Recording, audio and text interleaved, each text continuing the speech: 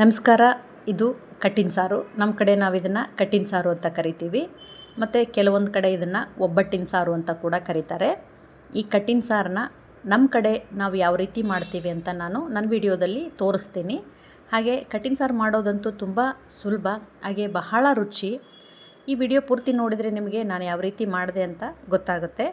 ನಾನು ಶೀಲಾ, ನನ್ನ ಚಾನಲ್ಗೆ ಸ್ವಾಗತ. ಎಲ್ಲರೂ ಚೆನ್ನಾಗಿದ್ದೀರಿ ಅಂತ ಭಾವಿಸ್ತಾ, ನಾನು ಚೆನ್ನಾಗಿದ್ದೀನಿ ಅಂತ ಹೇಳ್ತಾ, ಕಟ್ಟಿನ ಸಾರನ್ನ ಬಿಸಿ ಬಿಸಿ ಅನ್ನದ ಜೊತೆ ತುಪ್ಪ ಹಾಕ್ಕೊಂಡು ತಿಂದರೆ ತುಂಬ ರುಚಿಯಾಗಿರುತ್ತೆ. ಇದ್ರ ಜೊತೆಗೆ ಹಪ್ಪಳ, ಸಂಡ್ಗಿ, ಮಜ್ಜಿಗೆ ಮೆಣಸಿನ್ಕಾಯಿ ಹಾಕ್ಕೊಂಡು ತಿಂದರೆ ಇನ್ನೂ ರುಚಿಯಾಗಿರುತ್ತೆ.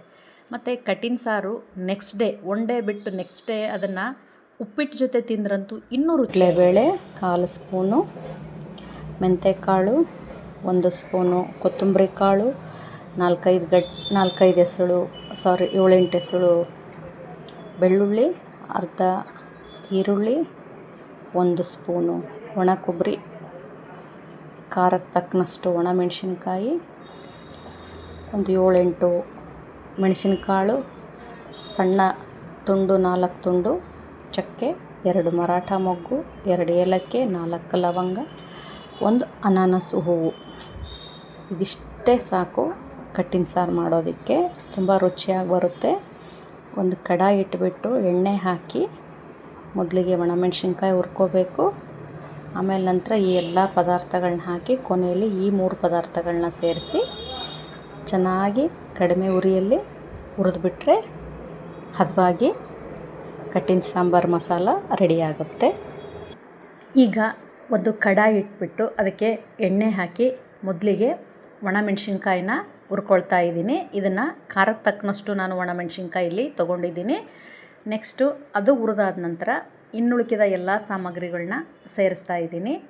ಮಸಾಲ ಪದಾರ್ಥ ನಿಮಗೆ ತೋರಿಸಿದ್ನಲ್ಲ, ಆ ಎಲ್ಲ ಮಸಾಲ ಪದಾರ್ಥಗಳನ್ನ ಸೇರಿಸಿ ಹುರಿದಾದ ನಂತರ ನೆಕ್ಸ್ಟು ಕೊಬ್ಬರಿ ಮತ್ತು ಈರುಳ್ಳಿ, ಬೆಳ್ಳುಳ್ಳಿನ ಹಾಕಿ ಮತ್ತೆ ಒಂಚೂರು ಎಣ್ಣೆ ಹಾಕಿ ಚೆನ್ನಾಗಿ ಹುರ್ಕೊಂಡಿದ್ದೀನಿ. ಗ್ಯಾಸ್ ಸ್ಟವ್ ಆಫ್ ಮಾಡಿದ ಮೇಲೆ ಚಿಟಕಿ ಹಿಂಗೆ ಹಾಕಿ ಮತ್ತು ಇನ್ನೊಂದು ಸಲ ಕಡಾಯಿ ಬಿಸಿಗೆ ಅದನ್ನು ಅದರಲ್ಲಿ ಹುರ್ಕೊಂಡಿದ್ದೀನಿ. ಮುಂಚೆ ಮಿಕ್ಸಿ ಜಾರ್ಗೆ ನೀರು ಹಾಕ್ಲಾರ್ದೇ ರುಬ್ಕೊಂಡಿದ್ದೆ. ನೆಕ್ಸ್ಟು ಒಂದು ಅರ್ಧ ಗ್ಲಾಸ್ ಅಷ್ಟು ನೀರು ಹಾಕಿ ನುಣ್ಣಗೆ ರುಬ್ಕೊಂಡಿದ್ದೀನಿ. ನೋಡಿ, ಈ ಮಸಾಲ ರೆಡಿ ಮಾಡ್ಕೊಂಡ್ಬಿಟ್ರೆ ಕಟ್ಟಿನ ಸಾರು ಮಾಡೋದಂತೂ ತುಂಬ ಸುಲಭ.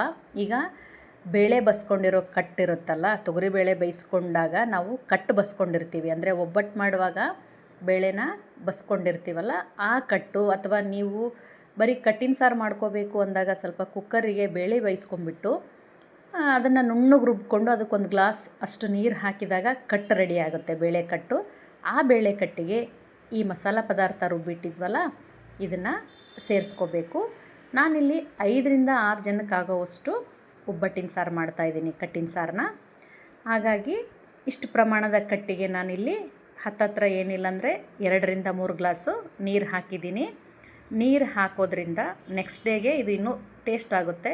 ಈಗ ಹುಣಸೆ ರಸ ಹಾಕ್ತಾಯಿದ್ದೀನಿ. ಹುಣಸೆ ರಸ ಹಾಕಿ ಚೆನ್ನಾಗಿ ಕೈಯಾಡಿಸಿ ನಂತರ ಬೆಲ್ಲ ಸೇರಿಸ್ತಾ ಇದ್ದೀನಿ. ಹುಣಸೆ ರಸ ಎಲ್ಲಿ ಹಾಕ್ತೀವೋ ಅಲ್ಲಿ ಬೆಲ್ಲ ಹಾಕಲೇಬೇಕು. ಅದ್ರಾಗೆ ಕಟ್ಟಿನ ಸಾರಿಗೆ ಹುಣಸೆ ರಸ ಬೇಕೇ ಬೇಕು ಮತ್ತು ಬೆಲ್ಲ ಬೇಕು. ನೆಕ್ಸ್ಟು ರುಚಿಗೆ ತಕ್ಕಷ್ಟು ಉಪ್ಪು ಹಾಕಿ ಇನ್ನೂ 1 ಗ್ಲಾಸ್ ನೀರು ಹಾಕಿದ್ದೀನಿ.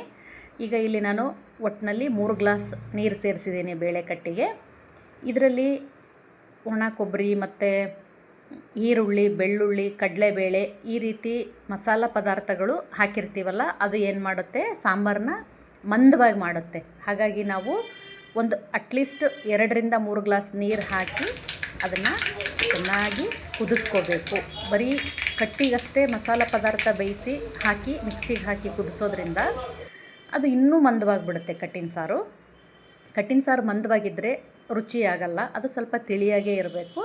ಹಾಗಾಗಿ ಸ್ವಲ್ಪ ನೀರು ಹಾಕ್ಕೊಂಡು ಮಸಾಲ ಪದಾರ್ಥ ರುಬ್ಬಿ ಹಾಕಿ ಅದನ್ನು ಚೆನ್ನಾಗಿ ಕುದಿಸ್ಕೊಳ್ಳಿ. ನಂತರ ರುಚಿ ನೋಡಿ, ಹುಳಿ, ಉಪ್ಪು, ಬೆಲ್ಲ ಏನಾದರೂ ಹಿಡಿಯುತ್ತಾ ಇನ್ನೂ ಸ್ವಲ್ಪ ಅಂತ.